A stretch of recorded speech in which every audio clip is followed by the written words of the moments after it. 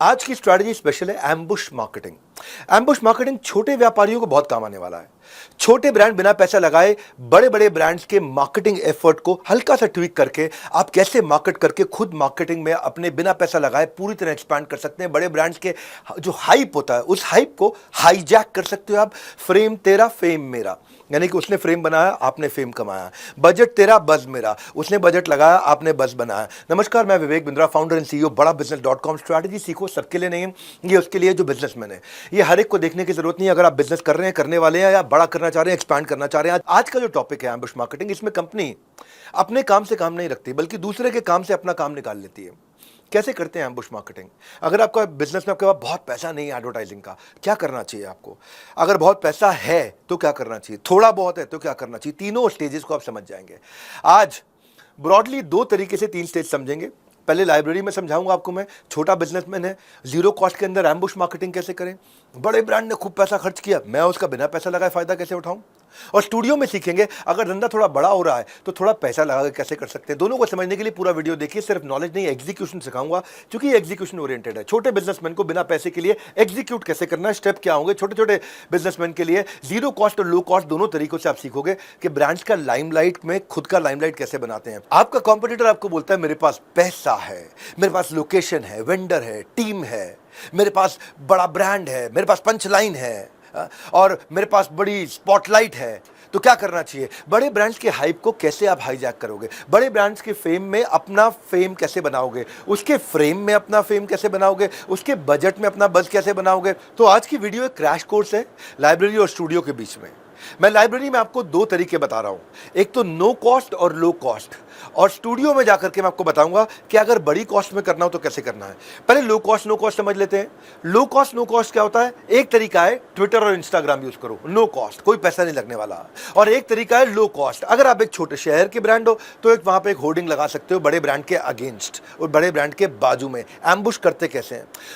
और फिर दूसरा तरीका है जो मैं आपको लाइब्रेरी में सिखाऊंगा, वहां पे है कि आप बड़ा काम कैसे कर सकते हो। एम्बुश मार्केटिंग में बड़ा रब ऑफ इफेक्ट, ज्यादा पैसा खर्च करके कैसे कर सकते हो।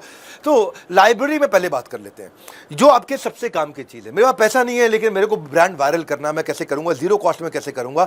जैसे जियो के आने के बाद 13 टेलीकॉम कंपनी खत्म होकर के केवल 3 बची थी, एयरटेल, जियो और वोडाफोन आइडिया। एयरटेल एक, जियो एक, वीआई एक, वोडाफोन आइडिया। मोस्टली कंपनीज को अपने एग्जिस्टेंस बचाने के लिए मर्ज करना पड़ रहा था उस समय। याद आ रही है कहानी आपको? एयरटेल ने उस समय कई कंपनियां खरीद ली थी, वीडियोकॉन खरीद ली, एयरसेल खरीद लिया, टाटा डोकोमो खरीद लिया, टेलीनॉर खरीद लिया, और 2018 में वोडाफोन आइडिया दोनों एक हो गए। तो बहुत सारी कंपनियां कंसोलिडेट हो गई।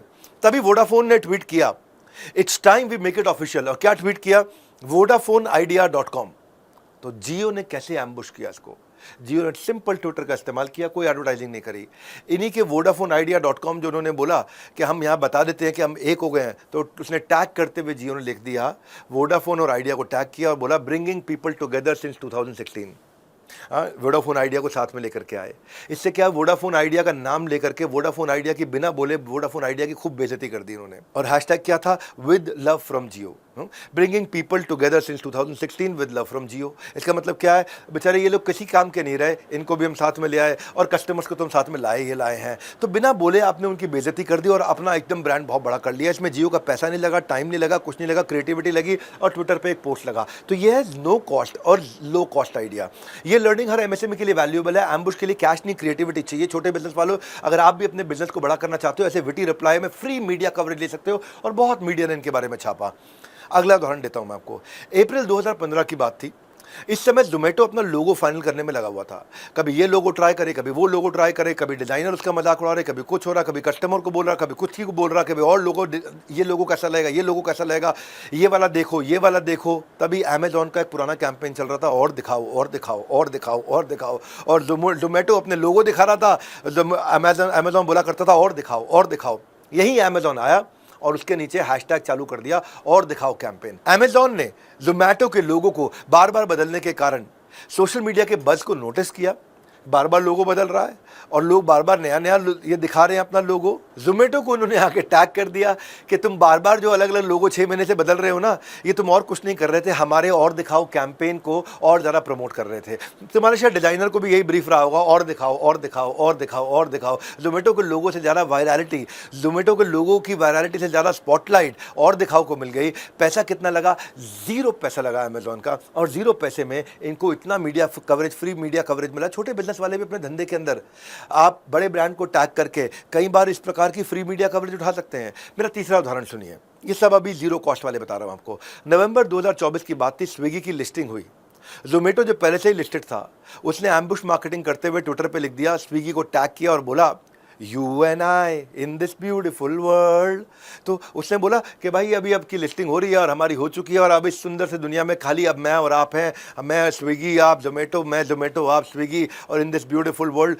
जोमेटो और स्विगी दो आपस में कॉम्पिटिटर थे, लेकिन इसने आकर के बड़े प्यार से लिखा, इसको बहुत इज्जत मिली, बहुत सम्मान मिला, बस कुछ पैसा नहीं लगा। ये वोडाफोन का फेमस एड कैंपेन जिसका इन्होंने टैगलाइन इस्तेमाल किया और दोस्ती के लिए याद रखा जाता है, लर्निंग एमएसएमई के लिए वैल्यूएबल है, एम्बुश के लिए कैश नहीं क्रिएटिविटी लगता है। कहाँ पैसा लगा उनका? कोई पैसा नहीं लगा, खाली बस एक विटी ट्वीट किया उन्होंने। इंस्टाग्राम और ट्विटर इस पर बहुत काम आता है। छोटे बिजनेस वाले, अगर आप भी अपने बिजनेस में बिना पैसा लगाए करना चाहते हैं, पब्लिसिटी पाना चाहते हैं, बड़े ब्रांड्स की हाइप को हाईजैक करना चाहते हैं, उनका फ्रेम आपका फेम, उनका बजट आपका बज, तो मेरा चौथा उदाहरण सुनिए। वन प्लस की बात है, 2018 की। वन प्लस जो मोबाइल हैंडसेट लेकर के आता है, उनका फ्लैगशिप फोन वन प्लस 6 को उन्होंने लॉन्च किया और tagline the, the speed you need.